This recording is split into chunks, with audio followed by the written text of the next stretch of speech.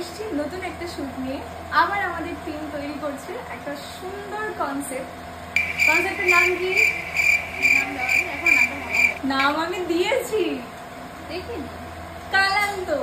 আচ্ছা আচ্ছা, কালান্ত। কনসেপ্টের নাম হচ্ছে কালান্ত। আমি আগে আমাদের কিছুই জানি না, তো আমি হট করে কনসেপ্টে ঢুকে গেছি কারণ আমি খুব বিজি ছিলাম।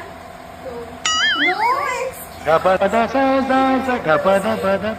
এক্সকিউজ দিতে হবে কারণ দোষটা আমার না, দোষটা ওদের। দোষটা কাদের? তোমাদের। কিসের জন্য? আমি আমার কিছু জানাই নি। রাতবেলা স্ক্রিপ্ট পাঠিয়েছি, সেই স্ক্রিপ্টটাই তো লেখা ছিল। যখন স্ক্রিপ্ট পড়ি তখন আমি ঘুমাচ্ছি, সকালবেলা ঘুম থেকে উঠে স্ক্রিপ্টটা লিখেছি। এই হচ্ছে ব্যাপার, আমরা একে অপরের ঘাড়ে দোষ দিয়ে তারপর নিজেরাই মার খেয়ে যাই নিজেদের দোষে। যাই হোক, সেটা কোনো বড় কথা না। বড় কথা হচ্ছে আমরা এখন কালান্তকের জন্য মেকআপ করছি। দেখতে থাকো ভিডিওটা, ভীষণ মজা পাবে কারণ আমরা কমেডিয়ান।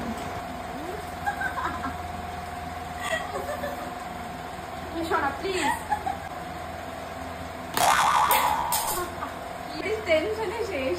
না না, পিন খুলে গেছে আমার দোষ। আচ্ছা, ওর কিছুতে কোনো দোষ নেই, সব দোষ পিনের, আমাদের।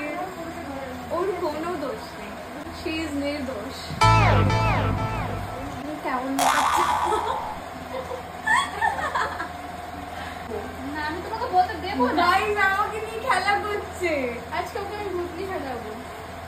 অন্য মডেলদের কত কত ডিমান্ড থাকে আর ও আমাকে নিয়ে এক্সপেরিমেন্ট করে।